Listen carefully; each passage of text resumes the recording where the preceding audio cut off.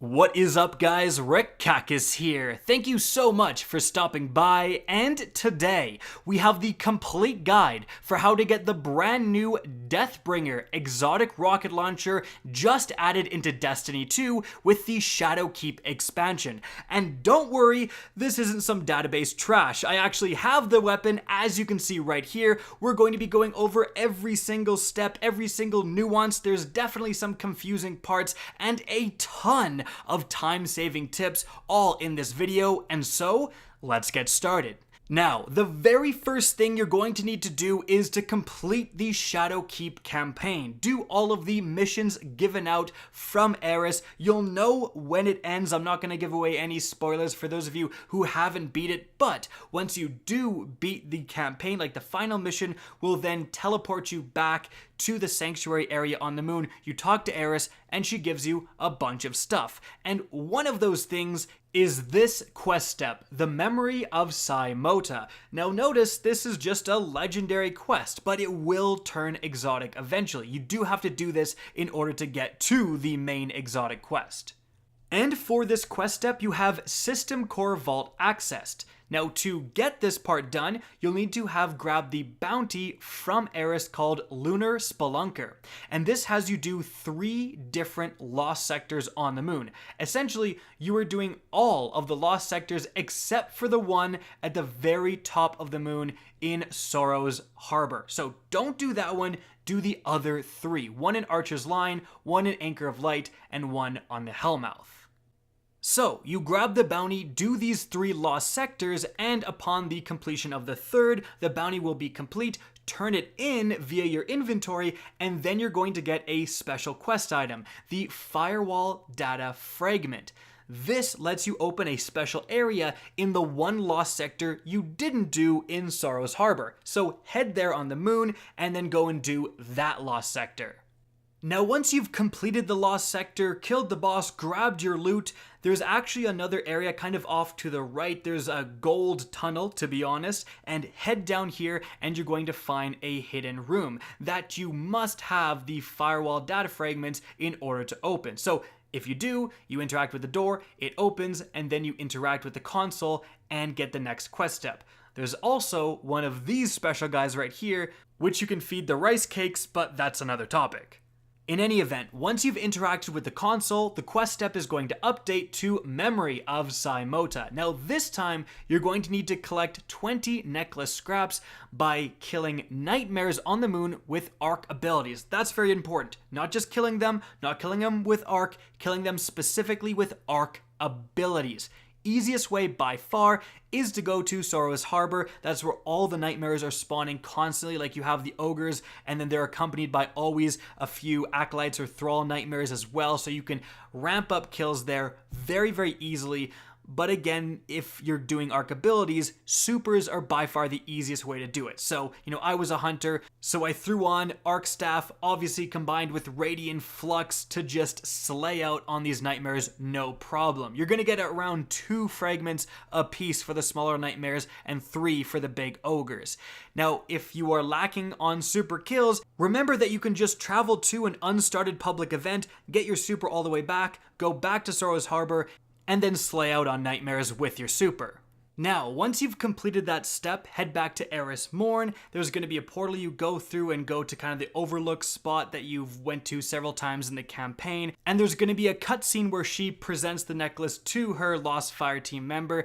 Then you can open the chest right beside her and you will get the next quest step. And this time it will actually be exotic. It's called Symphony of Death, and it has the objective to explore the Circle of Bones. And if you look on your map, you can see it. It's in the Hellmouth, right? Well, it's actually not. This is a little bit tricky because that's the location of it underground. The easiest way to access this is to go to Archer's Line, head through the massive doorway where you first awoke in the Hive if you're a Destiny 1 player, and simply keep going through there to the summoning pits kind of area. And as you can see, the quest to start it is down here.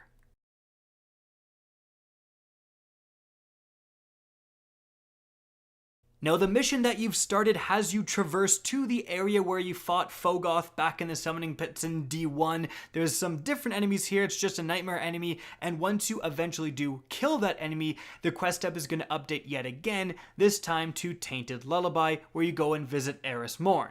Once you do that, the quest is going to update yet again, and this time you're going to have to do 3 different things. Collect Festering Bone, Ritualistic Bone, and the Bone Collector's Marrow. So, for the Festering Bone, for that you just have to do a public event in the Hellmouth. So in that Hellmouth, public space, any public event will do, and upon completing it, you don't even need to open the chest, you'll just get the required step done.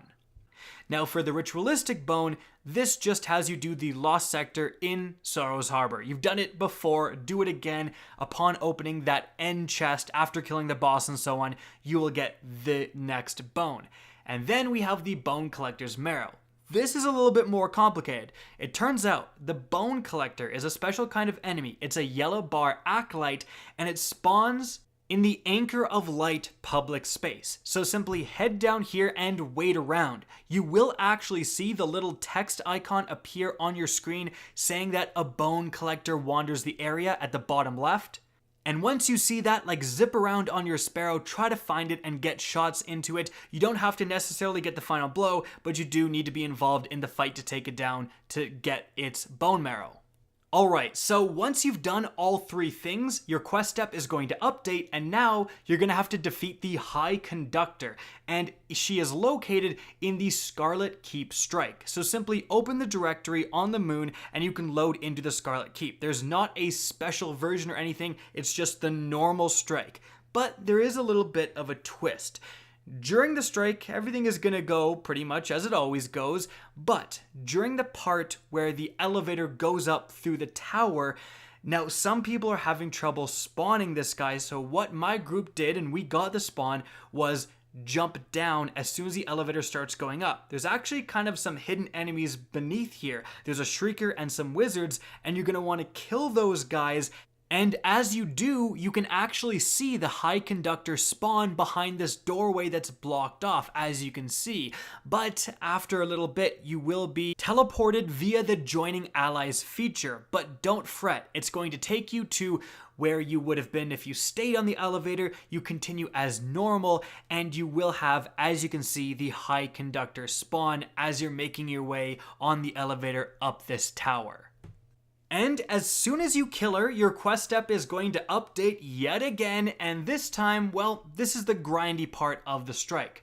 There's 3 different assignments yet again. You have Discomfort recorded, Pained Cries recorded, and Anguished Screams recorded. So you get the first part, Discomfort recorded, for just killing red bar enemies, and you get faster progress on the moon. For Pained Cries, it's major enemies and mini-bosses, and again, your progress is higher on the moon. And for Anguished Screams, it's either guardians or bosses actually. So, you guys want to hear the tip that's going to save you probably an hour of grinding? Well, it turns out the nightmare enemies in Sorrow's Harbor count as bosses. Not mini-bosses, bosses. The ogres specifically. So simply go there and keep killing those guys, every single one you kill, because again, it's on the moon. That is 10%. Now that's a lot better than 50 Guardian kills or killing the bosses at the end of strikes or whatever. This makes the progress go up substantially. And the best part is that the nightmare enemies they spawn with count as the major enemies for the Pained Cries part of this as well. So you can 2 for 1, just go in there, farm those Nightfalls yet again in that area, and get those bottom 2 parts done very quickly. Now for the top part, for the minor, the base level enemies, you just want to go in a lost sector. Go in any of the different moon lost sectors and just slay out on ads. As you can see in the background gameplay, there are so many red bars in these lost sectors. You will have to do it several times, but it's going to go way faster than pretty much any other method. So once you have killed hundreds of enemies, then your quest step is going to update, and this time you're going to have another quest you have to go and find. This is almost at the exact same location that the first quest was, where you have to go under through the Anchor of Light, into that area where Fogoth kind of is, as you can see in the background gameplay, and you activate it yet again, and we have another special mission. This one is definitely a little bit more complicated than the first one. Not to mention, it is recommended 920 light to do. So if you're wondering, am I high enough leveled to do this quest? Well, this is really the part where you might get stuck on. So you are diving into the bowels of the moon, trying to go after this Death Singer, but you're going to have a debuff as you're going down there, the Death Song, and you only have a minute. You have to kill the wizard before this reaches 0 or else you'll die. So make sure you're running something, rocket launchers, a Celestial Nighthawk, something that can take down those guys very quickly as soon as you see them. And every time you do kill them, it's going to progress this mission forward, and you're going to have, as you move forward, another reapplied Death Song and another minute to kill the next, kind of boss in the next location. You'll eventually make your way to this bridge. Make sure to stand on this plate to extend the bridge. It's kind of not marked properly. And then at the end of it, you'll have a final damage phase against the boss. You won't have a Death Song though, so you can take as long as you want. You can use something like the Outbreak Perfected, if you do have it, to just slowly work away on this boss and guarantee to kill her. But as soon as you kill the wizard, you can head up to the top where Toland kind of is and simply wait around there for him to give some dialogue. Your quest step is going to update one more time to a Death of Nightmares, and then head back to Eris Morn, talk to her, and it will give you this exotic rocket launcher. Now, a quick overview of this thing because it's pretty nuts. So, it's got the exotic intrinsic perk Dark Deliverance. Fires remotely detonated projectiles that drop void orbs on enemies. Hold, shoot to fire, release to detonate. And you can see that in action right here. Like, I shoot it, the ball goes forward, you let go, and it shoots a bunch of void balls. All of them are seeking, so it's pretty darn forgiving in terms of where you let the explosion go. And if you're very close to an enemy or you are hip firing, you don't want to detonate and release, as soon as it strikes a big object, it will usually do the explosion thing, and then the tracking orbs will come out. Now, in addition to that, it also has another unique perk, Dark Descent. The further a void orb falls, the more powerful its detonation becomes.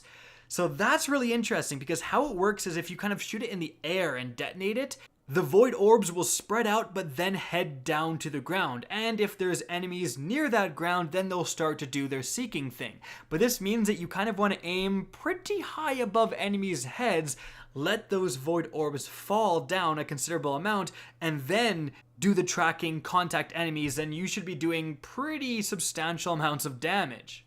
In any event, guys, that is it for the video. I hope you enjoyed, found this informative. If you did, please remember to help me out by simply rating and especially sharing this video.